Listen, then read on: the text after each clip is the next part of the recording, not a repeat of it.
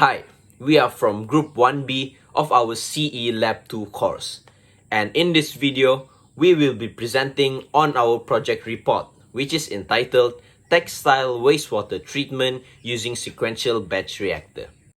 My name is Darren Arvin and I will be giving a brief introduction regarding our project report. Dyes are widely utilized in a variety of sectors. These sectors include textiles, paper, and many more. Dyes would usually end up in the wastewater where it takes up 15% of the total concentration and also could harm aquatic and human life. In order to fix this, a biological process is usually implemented.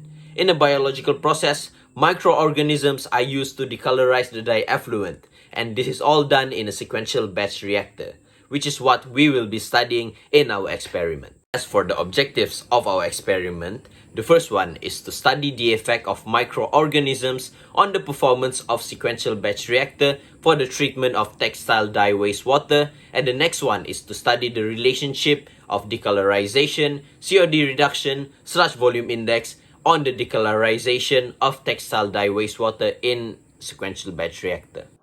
Hello, my name is Darren and I am going to explain the market analysis of textile industry and sequencing batch reactor. For textile industry, in 2018, it was valued at $9.4 billion worldwide. In 2026, it is expected to be valued at $15.5 billion. Different types of dyes must be produced with different mixtures of heavy metals, lead, and arsenic, which will harm the aquatic ecosystem if disposed irresponsibly. And for the sequencing batch reactor, according to British Water International Forum, the global market of sequencing batch reactor was valued at $146 billion in 2016.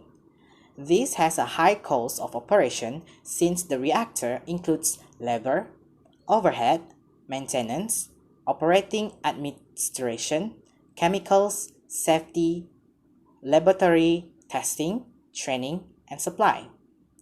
North America holds the biggest market for the sequencing batch reactor.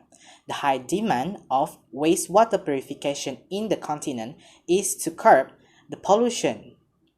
Asia Pacific is expected to expand their market in the future due to increasing population growth and sewage problem.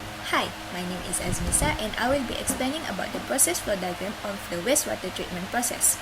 As you can see on the process flow diagram, the equipment that involved is manhole, coarse and fine screen, elevation tank, neutralization tank, SBR, thickener, and filter press. The domestic and textile industry wastewater will be collected in manhole before it is sent to the treatment plant. At the treatment plant, the wastewater will undergo screening in order to filter out any last solid or debris from the wastewater before going into the treatment. Next, the wastewater will be sent into an elevation tank and then it is sent into a neutralization tank. In this tank, the pH of the wastewater will be neutralized until the pH value is 7, which is a neutral condition. After that, the wastewater will enter the SBR to be treated.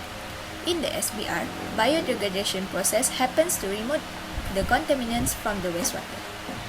This process unit is used to remove organic matter, nitrogen, and phosphorus from the wastewater. After being treated in the SBR, the treated water will be sent to the creek, which is a sheltered waterway, and some of the treated water will be recycled back into the system to be treated again. The recycled stream of the treated water will be sent into a thickener to increase the solid content and reduce the amount of water. This process is used to decrease the volume of the sludge by concentrating the solid. Then, the stream will go to a filter press, where the solids are separated out from the liquids and impurities are removed. After going through the filter press, the stream will be sent back into the elevation tank to undergo another treatment process in the SBR. Hi, I am Badrul. I'm going to present the results and discussion for Part A.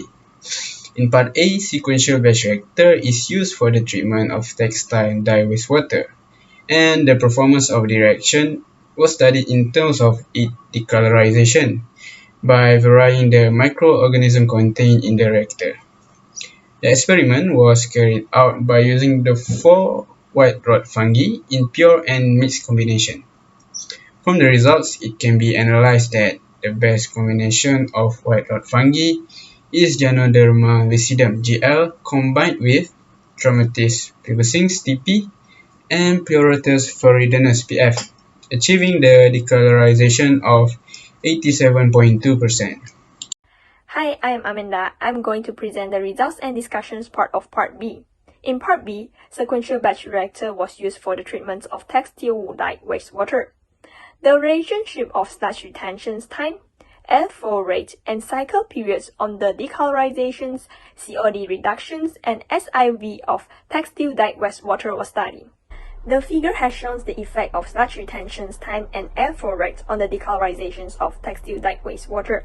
It can be analyzed that the airflow rate is directly proportional to the decolorizations. However, this is only valid for the airflow rates below 15.9 lph.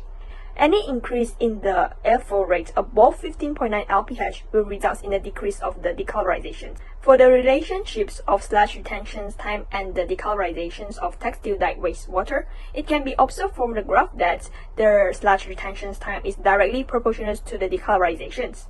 Other than that, it can be observed that the highest decolorization rate is achieved at 15 lph of airflow rate and 15 d of sludge retention time. Therefore, it can be concluded that intermediate value of airflow rates and sludge retention time is suitable for the decolorizations of textile dye wastewater. Figure 5.3 has shown the effect of their cycle periods and airflow rates on the chemical oxygen demand COD reductions of the textile dye wastewater. The 3D plot has shown the elliptical shape of curve between the airflow rate and the COD reductions, which can be analyzed that the airflow rate is directly proportional to the COD reductions. Any increase in the airflow rate will result in the increase of the COD reductions. For the cycle period time, it has no significant effect on the COD reductions. It indicates that the COD reductions of the textile dye wastewater will mainly depend on the sludge retention time and the airflow rate.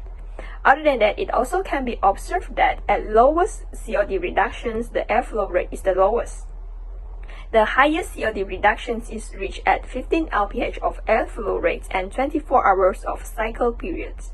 Therefore, it can be concluded that intermediate value of airflow rate is suitable for the COD reductions of the textile dye wastewater, as the cycle period has no effect on the textile dye wastewater.